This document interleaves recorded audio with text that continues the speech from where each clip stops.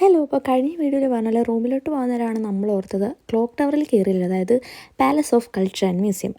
അപ്പോൾ എന്നാൽ പിന്നെ അങ്ങോട്ട് കയറി കണ്ടിട്ട് പോയേക്കാന്ന് നമ്മൾ വിചാരിച്ചു കേട്ടോ.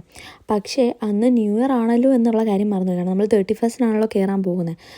ആ കാര്യം നമ്മൾ വിട്ടുപോയി. പക്ഷേ ഓപ്പൺ ആയിരുന്നു. ബട്ട് സാധാരണ 6 PM വരെ ഉണ്ടാവാറുണ്ട്. പക്ഷേ ന്യൂ ഇയർ ഒക്കെ ആയതുകൊണ്ട് 4 മണി ആയപ്പോഴത്തേക്കും സാധനം അടച്ചു.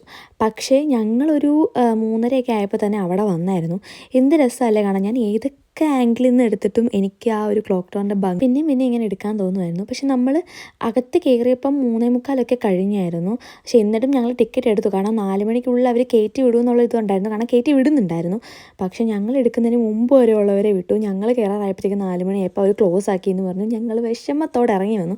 അത് കഴിഞ്ഞപ്പോൾ നമ്മളൊരാളെ കാണാൻ വേണ്ടി നിൽക്കുകയായിരുന്നു. അപ്പോൾ ഇതാണ് കൈലാസ്. ഇത് ജോഹൻ്റെ ഫ്രണ്ടാണ്. ഇപ്പോൾ നമ്മുടെ ഫ്രണ്ടാണ്. ഇവൻ ജഷോയിൽ IT ആണ് കേട്ടോ പഠിക്കുന്നത്, UIT ഇപ്പോൾ ആൾ 2nd ഇയർ ആയപ്പോഴത്തേക്ക് IOS എടുത്തു. അതായത് ഡിസ്റ്റൻ്റായിട്ടാണ് ഇപ്പം IT പഠിക്കണത്. അപ്പോൾ എല്ലാ കോഴ്സസിനും ഇവിടെ പറ്റില്ല, പക്ഷേ ഇങ്ങനത്തെ ഉള്ള ചില കോഴ്സസിനൊക്കെ പറ്റും കേട്ടോ. അപ്പോൾ എന്തെങ്കിലും നിങ്ങൾക്ക് അതിനെക്കുറിച്ച് അറിയണമെങ്കിൽ ലെറ്റ് മീ നോ, ഞാൻ അതിനെക്കുറിച്ചൊരു വീഡിയോ ചെയ്യാം. സോ അതുകൊണ്ടാണിപ്പം കൈലാസ് ജഷോയിൽ നിന്ന് വാർസോയിൽ വന്ന് നിൽക്കുന്നത്. ഇപ്പോൾ അവിടെ ഇവിടെ വർക്ക് ചെയ്യാണ്.